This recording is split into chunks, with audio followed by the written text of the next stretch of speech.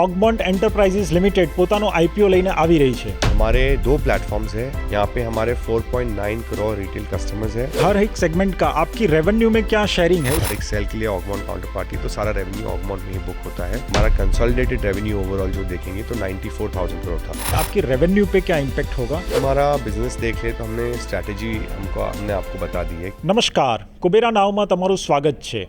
August મહિનો આઈપીઓથી ભરેલો છે। એક પછી એક કંપનીના આઈપીઓ આવી રહ્યા છે, ત્યારે ગોલ્ડ અને સિલ્વર માર્કેટમાં એક્ટિવ ઓગમોન્ટ એન્ટરપ્રાઇઝિસ લિમિટેડ પોતાનો આઈપીઓ લઈને આવી રહી છે। આ કંપની શું કરે છે, એનું બિઝનેસ મોડેલ શું છે અને આ આઈપીઓની ડિટેલ્સ શું છે, એના વિશે વાત કરવા માટે આપણી સાથે કંપનીનું મેનેજમેન્ટ ખાસ જોડાઈ રહ્યું છે। સૌથી પહેલાં આપણે વાત કરીશું કંપનીના whole time director mister Ketan Kothari સાથે। सर बहुत बहुत बधाई और congratulations and best wishes for your listing journey. Sir आपकी कंपनी किस सेगमेंट में कार्यरत है, उसका बिजनेस मॉडल क्या है, उसके बारे में हमारे व्यूअर्स को बताएं।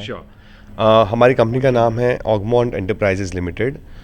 ऑगमोंट का जो बिज़नेस मॉडल है एक कम्प्लीटली इंटीग्रेटेड गोल्ड और सिल्वर प्लेटफॉर्म है। हमारे दो प्लेटफॉर्म्स हैं।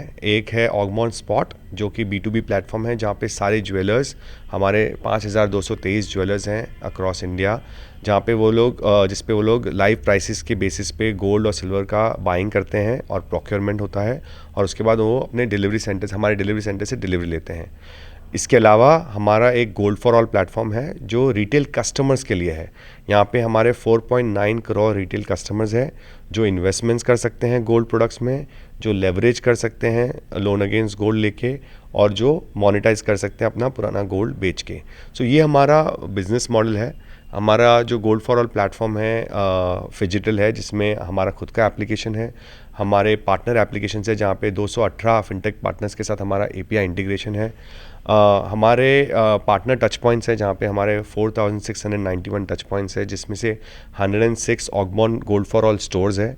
सो ये हमारा बिजनेस नेटवर्क है और ये हमारा दो टेक्नोलॉजी प्लेटफॉर्म्स है, जिसके तहत कंज्यूमर्स का पूरा लाइफ साइकिल अप्रोच जो है गोल्ड के रिलेटेड, जहाँ भी कोई भी गोल्ड के रिलेटेड उनको कुछ करना हो तो वो ऑगमोंट के बारे में सोचेंगे और ऑगमोंट के बारे में सोच के गोल्ड के रिलेटेड वो प्रोडक्ट्स अवेल कर सकते हैं। ये हमारा आइडिया है। यानी आपकी company from refining to retail में प्रेजेंस है, उसका पूरा वैल्यू चेन में हर एक सेगमेंट का आपकी रेवेन्यू में क्या शेयरिंग है, उसके बारे में बताएं। श्योर। सो आपने जैसे बताया, हमारे स्पॉट प्लेटफॉर्म पे हम अलग अलग तरीके से गोल्ड और सिल्वर का प्रोक्योरमेंट करते हैं, जहाँ पे भी चीपेस्ट सोर्सिंग होती है, भले वो इंटरनेशनल मार्केट्स हो, गिफ्ट सिटी का IIBIS एक्सचेंज हो, लोकल मार्केट हो, ETFs हो, और वो प्रोडक्ट्स गोल्ड और सिल्वर लेके हम लोग प्लेटफॉर्म पे बेचते हैं। रेवेन्यू वाइज अगर आप देखेंगे तो क्योंकि ये प्लेटफॉर्म जो है वो एक मैचिंग इंजन नहीं है, एक काउंटर पार्टी इंजन है, जहाँ पे हर एक बाय के लिए ऑगमोंट काउंटर पार्टी है और हर एक सेल के लिए ऑगमोंट काउंटर पार्टी, तो सारा रेवेन्यू ऑगमोंट में ही बुक होता है। तो हमारा जो रेवेन्यू है स्पॉट प्लेटफॉर्म पे वो FY26 में 81,000 करोड़ था, और हमारा कंसोलिडेटेड रेवेन्यू ओवरऑल जो देखेंगे तो 94,000 करोड़ था। सो स्पॉट प्लेटफॉर्म के अलावा बाकी बिजनेसेस का जो रेवेन्यू था वो 13,000 करोड़ था। सर IPO के बारे में बात करते हैं। IPO का प्राइस बैंड क्या है, IPO कौन सी तारीख को ओपन हो रहा है, और ये IPO का लिस्टिंग कब होने वाला है, इसके पीछे का आपका IPO का ऑब्जेक्टिव क्या है? श्योर। सो IPO का स्टार्ट डेट है 21 अगस्त और एंड डेट है 25 अगस्त, और लिस्टिंग 31 अगस्त को है। हम लोग 825 करोड़ रेस कर रहे हैं, जिसमें से 620 करोड़ जो है वो प्राइमरी कंपनी में आ रहा है, 205 करोड़ जो है वो ऑफर फॉर सेल है। कंपनी का जो ऑब्जेक्टिव है, जो हमने RHP में लिखा है कि ये पैसा जब कंपनी में आएगा, इसको हमको 465 करोड़ जो है वो वर्किंग कैपिटल रिक्वायरमेंट में यूज़ करना है, और हमको मेन हमारे जो स्पॉट बिजनेस में नए डिलीवरी सेंटर्स ओपन करने हैं, नए ज्वेलर्स ऑनबोर्ड करने हैं, न्यू प्रोडक्ट्स ऐड करने हैं, जैसे एलॉयज़ है, डायमंड्स है, फॉर दीज सेम ज्वेलर्स। उसके अलावा हमारे गोल्ड फॉर ऑल प्लेटफॉर्म में हमको नए पार्टनरशिप्स करने हैं, बोथ डिजिटल फ्रंट पे और फिजिकल फ्रंट पे।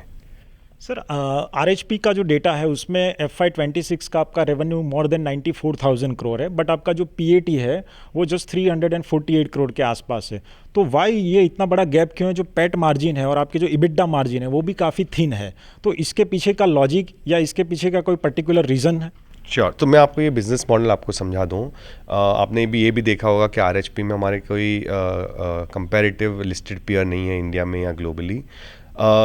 अगर आप कोई भी बिज़नेस मॉडल प्लेटफॉर्म का देखेंगे तो या तो आप एक मैचिंग इंजन से बायर और सेलर को मीट करवाते हैं, या फिर आपके इंजन में आप खुद काउंटर पार्टी होते हैं।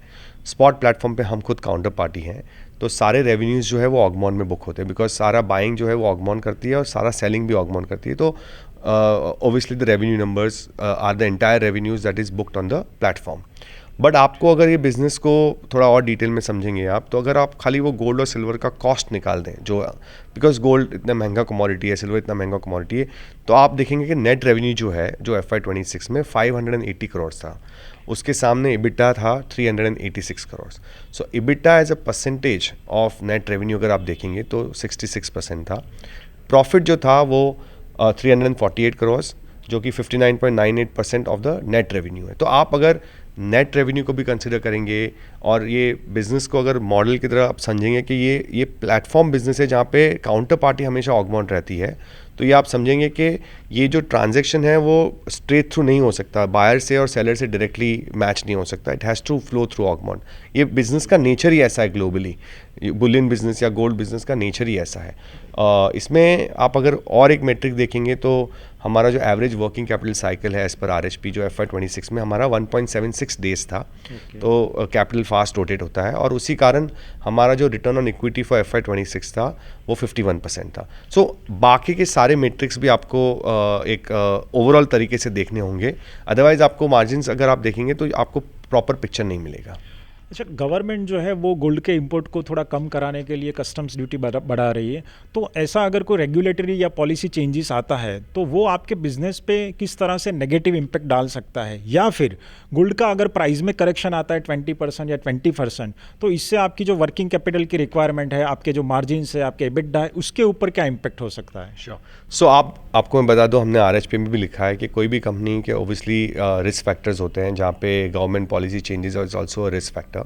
बट एक ऑगमॉन का अगर हम आपको बिजनेस मॉडल और स्ट्रैटेजी बता दें, तो हमारा जो बिज़नेस मॉडल है जो कि डोमेस्टिक प्रोक्योरमेंट करता है, हमारा लास्ट ईयर FY26 में 81% प्रोक्योरमेंट डोमेस्टिक मार्केट से था। तो हम लोग एक बैलेंस तरीके से करते हैं, और ये जो इंटीग्रेटेड इकोसिस्टम होने का एडवांटेज यही है कि कभी इन्वेस्टर डिमांड होता है, कभी कंज्यूमर डिमांड होता है, वो हम केटर कर पाएँ। और दूसरी बात जो आपने हमको बताई थी अबाउट गोल्ड प्राइस फॉलिंग, अगर गोल्ड प्राइस जो मैंने मेरा तजुर्बा देखा है 23 इयर्स में, गोल्ड प्राइस जब बढ़ता है तो इन्वेस्टर डिमांड थोड़ी ज़्यादा होती है कंज्यूमर डिमांड से, क्योंकि कंज्यूमर को एक थोड़ा शॉक लग जाता है कि प्राइस बहुत बढ़ गया है, थोड़ी देर बाद मैं बाय करूँगा। बहुत बार यही कंज्यूमर इन्वेस्टर की तरह बाय करके एक बार गोल्ड के लिए रख देते हैं।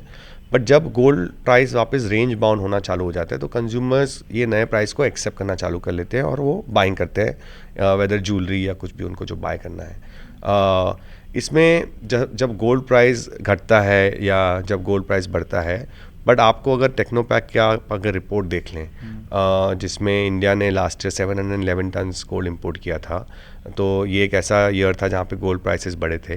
तो there is a demand for gold because of religion, because of culture and all. And हमारा ये मानना है कि इंटीग्रेटेड प्लेटफॉर्म और इकोसिस्टम और रिफाइनरी होने के कारण हम लोग डोमेस्टिक सोर्सिंग कर पाते हैं, हम लोग कोई भी कस्टमर से स्क्रैप खरीद पाते हैं, हम लोग ज्वेलर से स्क्रैप कर खरीद पाते हैं, रिफाइन करके उनको प्योर बार्स बना के हम लोग बेच पाते हैं। तो ये हमारा जो डोमेस्टिक प्ले है because of the whole network and distribution, वो हम यूज़ करते हैं। सर, 620 करोड़ का आप फ्रेश कैपिटल रेज कर रहे हैं, तो इससे आपकी रेवेन्यू पे क्या इम्पैक्ट होगा? इसमें रेवेन्यू में कितना ग्रोथ हो सकता है? अगर आप हमारा बिज़नेस देख ले तो हमने स्ट्रैटेजी हमने आपको बता दी है कि हम स्ट्रैटेजी ये है कि हम स्पॉट प्लेटफॉर्म पे नए ज्वेलर्स ऑनबोर्ड करना चाह रहे हैं। हम रिटेल बिज़नेस में हमारा डिस्ट्रीब्यूशन नेटवर्क एनहेंस करना चाह रहे हैं। आप हिस्टोरिकली अगर हमारा डेटा देखेंगे तो हमने last year 53 tons of gold किया था, और हमने 1043 टन्स ऑफ सिल्वर किया था। हमारा वर्किंग कैपिटल साइकिल अगर आप देखेंगे तो 1.76 डेज है। नया कैपिटल जो है वो वर्किंग कैपिटल में आ जाएगा, और उसी हिसाब से हम बिज़नेस की तरफ ध्यान रखेंगे। दैट मीन्स कि आपके EBITDA मार्जिन और जो पैट मार्जिन है वो अभी जो 0.4% के आसपास है, वो 1% या 2% तक पहुंचने की या ऐसी कोई उम्मीद है FY27 या 28 तक? देखो, फॉरवर्ड लुकिंग स्टेटमेंट तो मैं आपको अनफॉर्चुनेटली नहीं दे पाऊंगा, बट आपको ये समझना होगा कि हमारे हिस्टोरिकल डेटा के हिसाब से अगर आप देखेंगे तो EBITDA मार्जिन्स और प्रॉफिट मार्जिन्स का आपको पूरा आइडिया आ जाएगा। जब भी गोल्ड की डिलीवरी होती है, और गोल्ड एक मैच्योर्ड इंडस्ट्री है, इसमें हमेशा एक कैपिटल रिक्वायर्ड होता है डिलीवरी वगैरह प्रोवाइड करने के लिए। तो आपको सारे मैट्रिक्स इन प्लेस रखने होंगे कि कैसे हम कैपिटल को एफिशिएंटली यूज़ कर पा रहे हैं, कैसे हम सप्लाई चेन को यूज़ कर पा रहे हैं जहाँ पे बेटर तरीके से और सप्लाई चेन हो सकती है, जो सप्लायर्स होते हैं उनके साथ कैसे बेटर कॉन्ट्रैक्ट्स कर पा रहे हैं, नए जो तरीके हैं जहाँ पे हम लोग गोल्ड बेच पा रहे हैं, फॉर एग्जांपल जैसे डिजिटल गोल्ड पे हम लोग बेच रहे हैं या ETF पे डिलीवरी देना है, तो ये सब चीज़ें हम लोग दिमाग में रखते हैं। सर, अभी गुजरात में ऑगमोंट एंटरप्राइजेस का अगर मैं प्रेजेंस करूँ तो कितने स्टोर्स हैं और फ्यूचर प्लान्स में गुजरात ऑगमोंट एंटरप्राइजेस के मैप में कहाँ पर है? अगर आप देखेंगे तो हमारा गुजरात का स्पॉट डिलीवरी सेंटर जो है बहुत सालों से है, और हमारे सूरत में भी और राजकोट में भी कस्टमर्स हैं, हमारे अहमदाबाद में भी कस्टमर्स हैं, क्योंकि ये पर्टिकुलर बेल्ट है जहाँ पे गोल्ड की डिलीवरी वगैरह होती है। हमारा गिफ्ट सिटी में भी हमारा एक सब्सिडरी है ऑगमोंट IFSC, वहाँ पे भी हमारा एक ऑफिस है। सर, बहुत बहुत धन्यवाद और Thank many many best wishes for the new listing journey sir. Thank you so much. Thank you.